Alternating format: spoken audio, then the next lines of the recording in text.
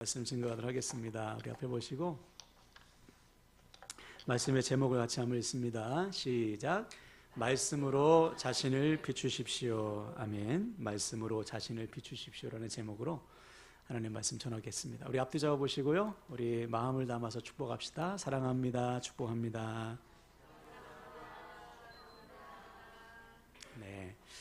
오늘 6월 첫째 주일 예배 동참하신 우리 모든 믿음의 가족들을 축복합니다. 지난 주 중에 우리 김판순 성도님 장례가 있었습니다. 많은 성도님들이 함께 위로해 주셔서 너무 감사드리고요. 다른 무엇보다 감사한 것은 생전에 우리 성도님께서 예수님을 구주로 영접하셨다는 사실이에요. 비록 병상에 있었지만 예수님을 자신의 구주로 영접하시고 세례를 받으셨고 그 후에도 신방을 갈 때마다 믿음을 잃지 않고 예수님이 자신과 함께 하심을 고백하셨습니다.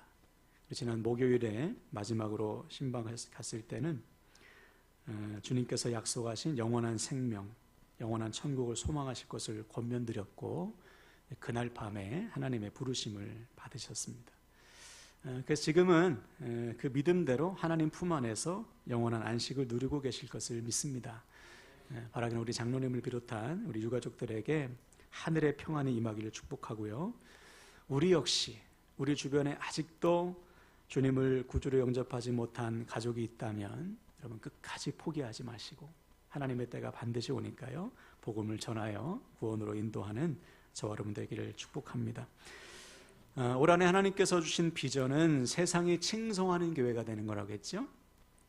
우리가 세상의 칭송을 받아야 되는 이유는 우리가 전하는 복음 때문이에요. 우리가 복음으로 인해서 변화된 삶을 살 때 비로소 세상이 우리가 전하는 복음에 귀를 기울이지, 입술로는 복음을 전하는데 우리의 삶이 복음과 다르다면 칭송은커녕 멸시와 조롱을 당하게 돼 있죠. 여러분 반드시 우리 모두 복음대로 사셔서 복음으로 인해 변화된 삶으로 복음에 증인된 삶을 살아가시기를 주님의 이름으로 간절히 부탁을 드립니다. 자, 그럼 어떻게 할 때 우리는 세상이 칭송하는 교회, 복음으로 인해 변화된 교회가 될 수 있을까? 오늘은 그 첫 번째 실천사항인 가르침대로 사는 교회입니다. 지난 시간까지 우리는 가르침대로 사는 교회 세 가지 원칙을 나눴는데 복습을 좀 해보면 첫 번째는 말 그대로 가르침대로 사는 것. 사도행전 2장에 기록된 초대교회 성도들은 가르침대로 살았어요. 즉 순수하게 말씀을 듣고요, 아주 단순하게 순종하며 살았습니다. 일을 알려주면 일대로 살고요, 일을 알려주면 이대로 살았어요. 그 결과 그 말씀이 그들의 삶을 변화시킨 거예요. 당연하죠. 하나님의 말씀은 살아있습니다. 하나님의 말씀은 능력이 있기 때문에 그 말씀을 듣고 그대로 사는 사람은 반드시 변하게 돼 있어요. 여러분 올 한해 우리의 삶이 말씀대로 살아서 말씀으로 인해 변화되시길 축복합니다. 두 번째 원칙은 말씀의 열매를 맺는 거였습니다. 말씀이 우리 안에 들어오면 우리 안에 말씀의 열매가 맺혀요. 그럼 어떻게 해야 말씀의 열매를 맺을까?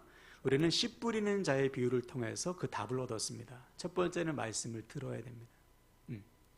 말씀이 들어와야 돼. 그러기 위해서는 길가와 같은 단단한 마음이 깨져야 됩니다. 이때 기도가 필요한 것이죠. 하나님, 제가 말씀을 듣길 원합니다. 말씀이 들리게 해달라고 여러분 기도하셔야 돼요. 혹시 지금 말씀이 안 들리시는 분이 계시면 기도하셔야 돼요. 하나님, 말씀이 들리게 하소서. 왜냐하면 믿음은 말씀을 들어야 되는데 안 들리면 믿음이 생길 수가 없기 때문이죠. 두 번째는 의심을 버려야 됩니다. 우리가 신앙생활 하다 보면 의심이 들 때가 있어요. 그때 우리는 의심을 버려야 돼요. 하나님의 말씀은 진리이지 생명이지, 이 분명한 믿음 위에서 말씀대로 계속 사는 겁니다. 그때 말씀의 뿌리가 내리는 거예요. 믿음의 뿌리가. 세 번째는 우리의 마음을 말씀으로 채워야 됩니다. 사단은 끊임없이 우리 안에 잡생각을 집어넣거든요. 염려와 근심과 걱정과 때로는 욕심과 정욕을 집어넣어요. 그러면 말씀에 순종할 수가 없습니다. 그래서 우리는 말씀을 늘 우리 마음에 채워야 되는 것이죠. 네 번째는 뭐냐? 말씀대로 사는 거예요. 순전한 마음으로 말씀을 받고 그 말씀 그대로 사는 것입니다. 그때 우리의 삶에 하나님의 때에 말씀의 열매가 맺히는 것이죠. 여러분, 말씀을 듣고 순종해서 말씀의 열매를 맺어가는 저와 여러분 되길 바랍니다. 세 번째 원칙은 이미 배우고 확실한 일에 거하는 거예요. 여기서 거하다는 것은 고수하다, 머물다라는 뜻입니다. 즉 이미 배우고 내가 믿었던 말씀 안에 머물러 있는 거예요. 마치 여호수아와 갈렙이 하나님께서 주신 약속의 말씀 붙들고 40년 동안 광야 생활을 이겨내고 마침내 약속의 땅을 차지했듯이 하나님께서 나에게 주신 이 말씀을 내가 늘 품고 그대로 사는 것이죠. 그 말씀 안에 거하는 거예요. 그때 우리도 말씀을 성취할 수가 있다. 그래서 지금 우리에게 필요한 것은 더 새로운 말씀, 더 새로운 복음, 더 새로운 성경이 아니라고 했죠. 이미 주신 말씀, 이미 내가 믿고 있는 말씀 그대로 사는 것, 그래서 그 말씀을 체험하는 것이 우선이에요. 그때 우리의 믿음은 온전한 믿음이 되는 것입니다. 그래서 어느 성도님께서 저에게 그러셨어요. 주일날 말씀을 딱 듣고 그 말씀대로 다 살기에도 힘들다. 그래서 매일 그 말씀을 반복해서 듣다 보면 내가 놓친 말씀이 들리고 그 말씀 붙들고 또 하루를 살고 또 놓친 말씀이 들리면 또 그 말씀대로 살고, 이것이 배우고 확실한 일에 거하는 훈련입니다. 여러분, 하나님의 말씀을 늘 가까이 하시고 그 말씀 그대로 사셔서 배우고 확실한 일에 거하는 훈련 속에서 말씀의 능력을 경험하게 되시기를 주님의 이름으로 축원을 드립니다. 자, 오늘은 네 번째 원칙인데요. 다시 한번 따라할까요? 말씀으로 자신을 비추십시오. 네, 우리가 말씀을 듣거나 읽거나 묵상할 때 경험하게 되는 은혜 중에 하나가 뭐냐면요, 말씀이 나를 비추는 거예요. 이것을 신학적인 용어로 말씀의 조명이라고 합니다. 우리가 불을 다 끄면 깜깜하잖아요, 밤에. 근데 조명을 탁 켜면 어떻습니까? 방 안이 다 보이죠. 말씀도 마찬가지예요. 말씀이 내 안에 들어오면 하나님의 말씀이 내 안의 모든 상황을 다 보게 하십니다. 감추인 것이 없이 다 드러나게 하시는 거예요. 이때 누구든지 말씀에 반응하게 되는 것이죠. 즉 귀로 들은 말씀이 마음으로 들어와서 이 말씀이 나를 쫙 비추는 거예요. 나의 믿음 상태, 나의 영적인 상태, 나의 생각, 나의 감정을 하나님이 다 비추는 거예요. 이때 우리는 말씀 앞에 반응하게 돼 있어요. 자, 이에 대해서 히브리서 4장 12절은 이렇게 말하죠. 우리 현대어 성경을 한번 읽어볼까요? 있습니다. 시작. 하나님의 말씀은 살아있고 능력이 넘칩니다. 날이 선 칼보다도 더 날카로워 우리 마음속에 있는 생각이나 욕망까지도 가르고 그 정체를 드러내게 합니다. 그렇죠. 말씀이 우리 안에 들어오면 그 말씀이 칼이 된대요. 칼. 날카로운 칼이 되어서 우리의 모든 마음을 다 쪼갭니다. 갈라요. 찔러서 쪼개는 것입니다. 그래서 하나님 앞에 우리의 마음 상태를 다 드러내게 하신다. 그러니 말씀을 들은 사람은 가만히 있을 수가 없죠. 하나님이 내 마음을 다 찔러 쪼개고 막 가르고 보여주니까 그 말씀 앞에 반응하게 돼 있어요. 자, 그래서 오늘 본문에 보니까 하나님의 말씀에 반응한 사람들이 있었습니다. 37절을 볼까요? 제가 읽겠습니다. 그들이 이 말을 듣고 마음에 찔려 베드로와 다른 사도들에게 물어 이르되 형제들아 우리가 어찌할꼬 하거늘. 그렇죠. 오늘 본문의 상황은 성령 받은 베드로가 사람들에게 첫 번째 설교를 했을 때입니다. 복음을 선포했어요. 구약의 모든 성경이 증언하는 메시아 그리스도가 예수다.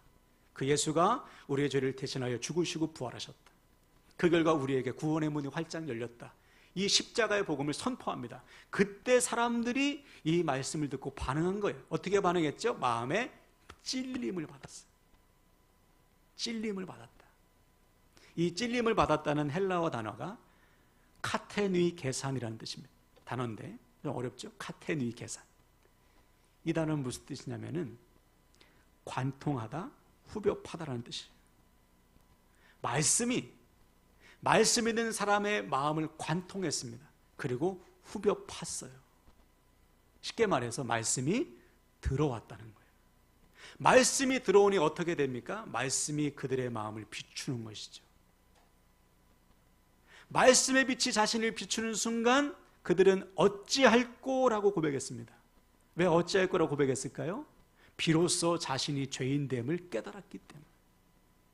아, 예수가 나의 구주고 나의 그리스도구나. 근데 내가 그를 십자가에 못 박았구나. 이 자신의 죄인됨이 밝히 드러나게 된 거예요. 그래서 어찌할꼬 가슴을 치며 회개했던 것입니다. 바로 이거예요. 하나님의 말씀이 들어오면 누구든지 그 말씀 앞에 반응하게 되어 있어요. 말씀의 빛이 비추면 자신의 더러움과 연약함과 믿음 없음을 감출 수가 없는 것이죠.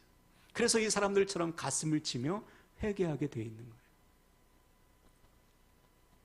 그래서 우리가 잘 아는 베드로도 주님 만난 다음에 어떻게 고백했어요? 주님, 나를 떠나소서, 나는 죄인으로소이다. 누구든지 말씀을 들으면, 말씀의 빛이 비치면 나의 죄인됨을 고백하게 됐어요. 이 죄인됨의 고백이 여러분 구원의 시작입니다. 이 과정을 거치지 않으면 우리는 구원받았다고 볼 수 없어요. 아, 하나님께서 나 같은 죄인을 사랑하시는구나. 나에게 빛을 비추어 주시는구나. 어둠에 속해 있는 나를 빛으로 인도해 주시는구나. 자신의 연약함을 깨닫고 빛 대신 주님께로 나아가는 것, 이것이 구원의 시작이에요. 누가 이렇게 할 수 있다고요? 말씀을 듣고 그 말씀으로 자신을 비추는 사람만 가능하다. 그래서 오늘 본문에도 보면 베드로가 답을 줘요. 38절을 보세요. 베드로가 이르되 너희가 회개하여 각각 예수 그리스도의 이름으로 세례를 받고 죄사함을 받으라. 그리하면 성령의 선물을 받으리니. 여러분, 여기에 놀라운 복음이 들어가 있어요. 먼저 회개하라 그랬습니다. 회개라는 게 뭘까요, 여러분? 회개는 죄로부터 완전히 돌이키는 거예요. 죄로부터 돌이켜라. 죄라는 게 무슨 뜻이죠? 하나님과 떨어져 사는 것입니다. 관역에서 빗나간 화살이에요. 하나님과 전혀 무관하게 살던 그 죄악에서 돌이켜라. 그래서 하나님과 합한 삶을 시작해라. 이것이 회개입니다. 하나님 잘못했습니다, 용서해 주세요. 이게 회개가 아니고요, 완전히 돌이키는 거예요. 가던 길에서 유턴해서 하나님께로 가는 것, 이것이 회개의 시작이에요. 이제는 하나님과 합한 삶을 살라는 것이죠. 그런데 이것이 어떻게 가능하게 될까? 예수 이름으로 세례를 받아야 돼요. 세례라는 게 뭘까요? 죽는 것입니다. 죽었다가 다시 살아나는 거예요. 우리가 세례 받을 때 머리에 물을 뿌리잖아요. 침내기는 아예 물에 콕 담굽니다. 죽었다는 것이죠. 예수와 함께 죽어서 더 이상 이제는 우리의 몸이 죄의 종이 아니에요. 이제는 주님과 함께 다시 살아나서 이제는 하나님께서 기뻐하시는 모습으로 변화되는 것, 이것이 죄사함과 구원이요 거듭남의 은혜인 것입니다. 자, 그리고 이것을 우리에게 증거하는 분이 있다. 그래서 예수 그리스도를 구주로 영접하고 회개하여 거듭난 사람에게는 하나님께서 선물을 주시는데 그 선물이 뭐예요? 성령 하나님. 성령께서 우리 안에서 우리가 하나님의 자녀가 되었음을 날마다 증언해 주신다. 자, 그러므로 누가 자신의 죄를 회개하여 하나님께서 베풀어 주는 구원과 거듭남의 은혜를 누릴 수가 있는가? 하나님의 말씀으로 자신을 비추는 사람만 가능한 것이죠. 다시 말해, 하나님의 말씀으로 자신을 비추는 자는 누구든지 구원의 복을 얻게 된다는 사실이에요. 자, 반면에 하나님의 말씀을 듣고도 그 말씀으로 자신을 비추지 않는 사람들이 있습니다. 하나님께서 우리를 살리기 위해서 말씀을 주시고 말씀의 빛을 비추시는데 그 말씀으로 자신을 비추지 않는 거예요. 자, 사도행전 7장에 보면 여러분이 잘 아시는 스데반 집사님의 순교가 기록되어 있어요. 스데반 집사님은 유대인들을 향해서 설교합니다. 뭐라고 설교하냐면 좋은 말이 아니에요. 너희들도 너희 조상들처럼 하나님을 떠나 살았지. 너희들도 너희 조상들처럼 하나님께서 보내신 선지자의 말을 듣지 않았지. 쉽게 말해서 예수가 그리스도라는 사실을 너희들 왜 부정하고 있느냐, 왜 믿지 못하고 있느냐, 너희들 조상과 똑같이 망할 거야. 아주 호되게 야단을 치는 거예요. 자, 이때 이 말을 들은 백성들이 반응합니다. 어떻게 반응할지 한번 볼까요? 사도행전 7장 54절 읽습니다. 시작. 그들이 이 말을 듣고 마음에 찔려 그를 향하여 이를 갈거늘. 그렇죠. 스데반 집사님의 말씀을 들은 유대인들도 마음에 찔림을 받았어요. 어떻게 보면 앞에서 말한 베드로의 말씀을 듣고 가슴을 치며 회개했던 사람과 똑같이 반응했다 생각할 수 있는데요, 단어가 달라요. 찔림을 받다라는 단어는 디아프리오라는 단어입니다. 이들이 찔림을 받는 것은 디아프리오인데 이 단어는 무슨 뜻이냐? 톱질하다라는 뜻이에요. 의역하면 화가 나서 펄펄 뛰었다는 것입니다. 그러니 이를 갈죠. 가슴을 치며 회개하지 않고 이를 득득 갈아요. 화가 났다. 자, 그래서 이어진 57절에 보면은 그들이 귀를 막고 달려들어서 스데반을 돌로 치는 것이죠. 근데 궁금하죠. 왜 화가 났을까요?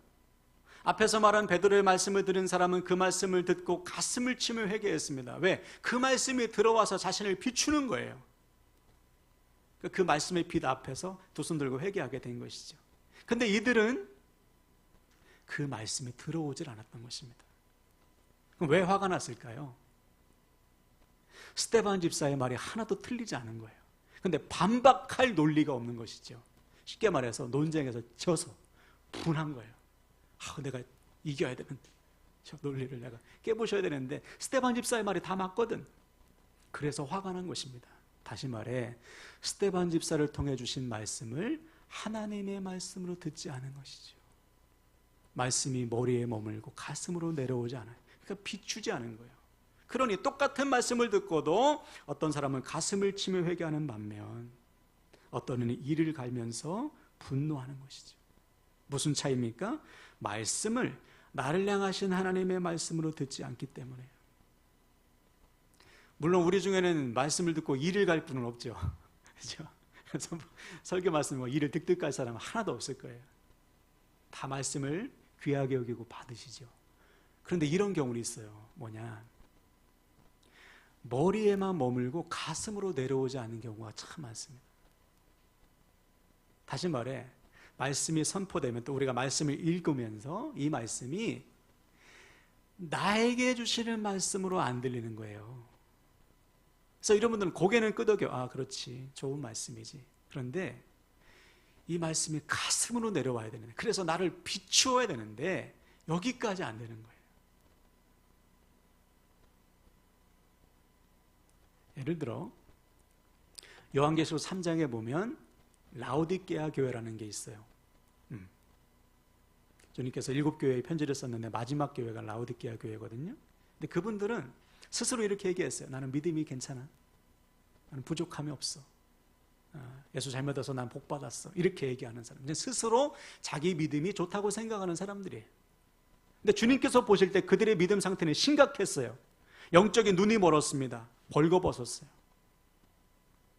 미지근해서 토할 정도입니다. 즉 종교인에 머물러 있는 거예요. 근데 정작 자신들은 믿음이 좋다고 착각하는 것이죠. 영적인 무감각에 빠져 있어요. 왜? 말씀의 빛으로 자신을 비추지 않으니까 자기 믿음이 좋은 줄 착각하는 거예요. 그래서 주님께서 명령하시죠. 회개하라. 내가 두드리는 마음을 열어라.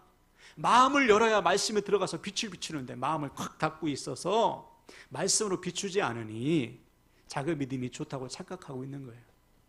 이런 사람들이 우리 주변에 의외로 참 많습니다. 여러분, 말씀이 들어오면 겸손해요. 어떻게 자기 자랑을 합니까? 자기 믿음 좋다고 어떻게 자랑을 해요? 사도 바울을 보세요. 갈수록 마지막 고백이 뭡니까? 나는 죄인 중에 괴수라는 거 아닙니까? 말씀이 들어오면 들어올수록 겸손하게 돼 있어요. 말씀이 들어오면 들어올수록 우리의 귀는 낮아지게 돼 있습니다. 우리도 그럴 수 있다는 것이죠. 말씀으로 나를 비추지 않으면 우리도 라오디게아 교회 성도들처럼 스스로 믿음이 좋다고 착각하는 영적인 무감각에 빠질 수 있다. 그래서 날마다 우리는 말씀으로 자신을 비춰야 돼. 점검해야 되는 것이죠. 또 이런 경우도 있어요. 뭐냐? 말씀으로 자기를 비추지 않고 다른 사람을 비추는 거예요. 말씀을 들으면서 아이고 오늘 말씀이 박 집사가 꼭 들어야 되는데, 오늘 말씀 우리 남편이 들어서 좀 회개 좀 해야 되는데, 또 잘 듣고 있나 쳐다봐 이렇게. 왜 다른 사람을 비춥니까? 나를 비춰야지. 나를 비춰야지. 물론 농담으로 할 수 있죠. 오늘 말씀이 근데 진짜로 그러면 안 되죠. 나를 비춰야 돼요.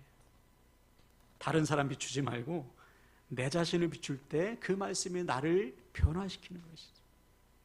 회복하는 것이죠. 다시 말해 우리가 아무리 말씀을 들어도 그 말씀으로 나를 비추지 않으면 우리는 일평생 신앙생활에도 안 변해요. 깨지지 않습니다. 지지난 주일에 우리 성도님 중에 한 분이 예배를 마치고 나서 인사를 이렇게 나누는데 막 눈물을 흘리시면서 저에게 말씀하시는 거예요. 목사님의 이 말씀을 듣고 큰 은혜를 받는데 이 말씀대로 살기가 참 쉽지 않다는 것이죠. 특히 그날 주제가 사랑이었거든요. 제가 그랬어요. 성도님, 저도 힘들어요. 저도 사랑하기 쉽지 않습니다. 하나님께 도움을 구하지 않으면 어렵습니다. 그렇게 이제 제가 위로를 드렸어요. 여기서도 보시면 왜 여러분 말씀을 듣고 눈물이 나고 말씀대로 실천해야 되겠다는 결단이 일어나죠? 그 은혜를 제가 드리는 게 아니거든요. 하나님의 말씀으로 자기를 비추니까 회개가 일어나고 결단이 일어나게 되는 거예요. 다시 말해, 말씀이 들어오면 반드시 내 안에 회개와 결단이 일어나요. 어찌할꼬 가슴을 치는 회개가 일어나고요. 하나님의 말씀의 빛으로 내가 평안을 누리거나 새 힘을 얻거나 무조건 반응이 일어나게 되어 있는 거예요. 또 어떤 분은 그래요. 오늘 말씀은 꼭 목사님께서 내 삶을 꼭 들여다보고 말씀하시는 것 같아요. 저는 여러분의 사생활을 전혀 몰라요. 제가 어떻게 여러분을 들여다봅니까? 저는 그냥 주님께서 주신 말씀을 전하는 것이지, 대신 그 말씀을 듣는 분이 이것은 나에게 주시는 말씀이구나, 그렇게 들릴 때 그 말씀이 빛이 되어서 자신을 비추는 거예요. 그때 회개와 결단과 회복이 일어나게 되는 것입니다. 여러분, 사랑하는 여러분, 답은 이미 주어졌습니다. 어떻게 해야 우리 심령의 회복과 부흥이 일어날까? 하나님의 말씀으로 나를 비추는 거예요. 이 말씀이 나에게 주시는 말씀이구나. 그리고 그 말씀으로 내 자신을 비추어 보는 것이죠. 그때 우리 안에 결단과 회복과 부흥이 일어나게 되는 거예요. 그래서 이를 위해서는 여러분, 첫째 어떻게 해야 되는가? 말씀이 들려야 돼요. 들으셔야 돼요, 말씀을. 말씀을 듣기에 생명을 다하셔야 됩니다. 왜 생명을 다할까요? 사단도 생명을 다해서 우리를 방해하기 때문에. 말씀이 들어가면 100% 사니까요. 어떻게 해서든지 말씀을 못 듣게 하는 거예요, 사단이. 이 치열한 영적 싸움이 있어요. 그래서 주님께서 말씀을 전하실 때 꼭 뭐라고 말씀하셨죠? 들을 끼 있는 자는 들어라. 귀로만 듣지 말고 마음으로 들어라. 말씀으로 네 자신을 비춰라, 이 말이에요. 그래서 우리는 매일 매순간 말씀으로 우리 자신을 비춰야 돼. 지금 나의 믿음과 나의 삶이 말씀에 합당한가? 하나님께서 보시기에 온전한가? 날마다 말씀 앞에 우리 자신을 세우는 거예요. 그때 그 말씀이 칼이 되어서 우리를 후벼 파고 그렇죠? 그 말씀이 우리를 막 쪼개고, 그때 우리는 두 손 들고 하나님 앞에 나아가는 거예요. 말씀 안에서. 그때 우리에게 치유가 임하고 회복이 임하게 되는 것이죠. 여러분, 사랑하는 여러분, 이 시간 다 같이 결단하실 때 오늘부터 우리 모두 하나님의 말씀으로 자기 자신을 비추시길 축복합니다. 다른 사람이 아니고요, 나에게 주시는 말씀으로 들으셔야 돼요. 그 말씀을 마음에 품을 때 그 말씀은 빛이 되어서 우리 마음을 비출 것입니다. 그때 우리도 오늘 본문의 사람들처럼 가슴을 치며 회개하고 하나님께서 베풀어 주시는 치유와 회복을 경험하게 될 줄로 믿습니다. 그래서 오늘부터 매일 매순간 말씀으로 우리 자신을 비춤으로 하나님께서 베풀어 주시는 치유와 회복을 날마다 누리게 되시기를 주님의 이름으로 간절히 축원을 드립니다. 아멘. 이 시간 우리 말씀으로 우리 자신을 비추겠다고 다짐하시면서요, 우리 함께 찬양합시다. 우리 가사 하나하나 믿음으로 고백하며 찬송합시다.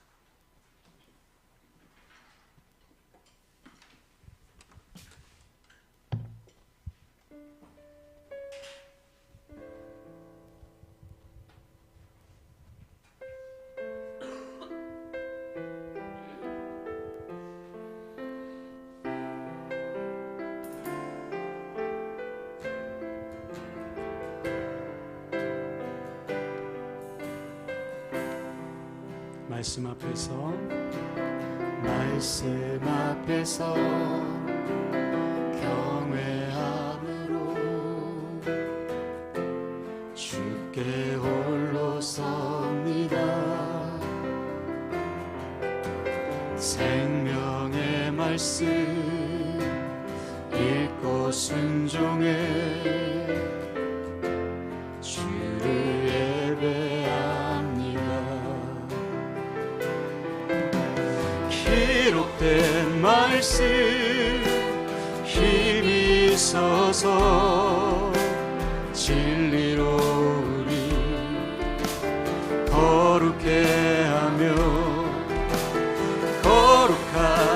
말씀 세세 영원히 복음이 되어 말씀하시네.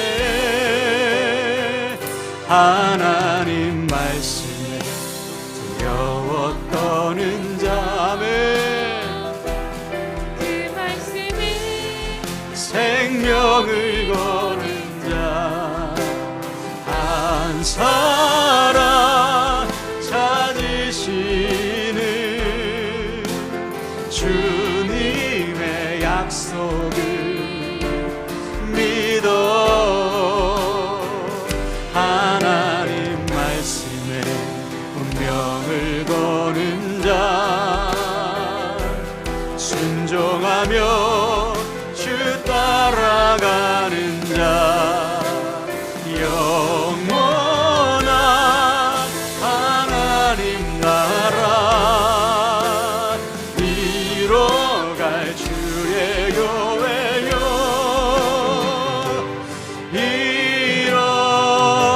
일어나라. 말씀 앞에서 겸해 주께 홀로 섭니다. 주께 홀로 섭니다. 아멘. 생명의 말씀 읽고 순종해 주를 예배합니다. 기록된 말씀 힘이 있어서 아멘. 진리로 우리 거룩해 하며 거룩한 말씀 세세 영원히 복음이 되어 말씀하시네. 하나님 말씀에 두려워 떠는 자 아멘. 그 말씀에 생명을 거는 자 한 사람 찾으시는 주님의 약속을 믿어. 하나님 말씀에 운명을 거는 자 순종하며 주 따라가는 자 영원한 하나님 나라 이뤄갈 주의 교회여. 일어나라. 두 손 들고 고백합니다. 하나님 말씀에 두려워 떠는 자 아멘. 생명을 거는 자 한 사람 찾으시는 주님의 약속을 믿어. 하나님 말씀에 운명을 거는 자 순종하며 주 따라가는 자 영원한 하나님 나라 이뤄갈 주의 교회여.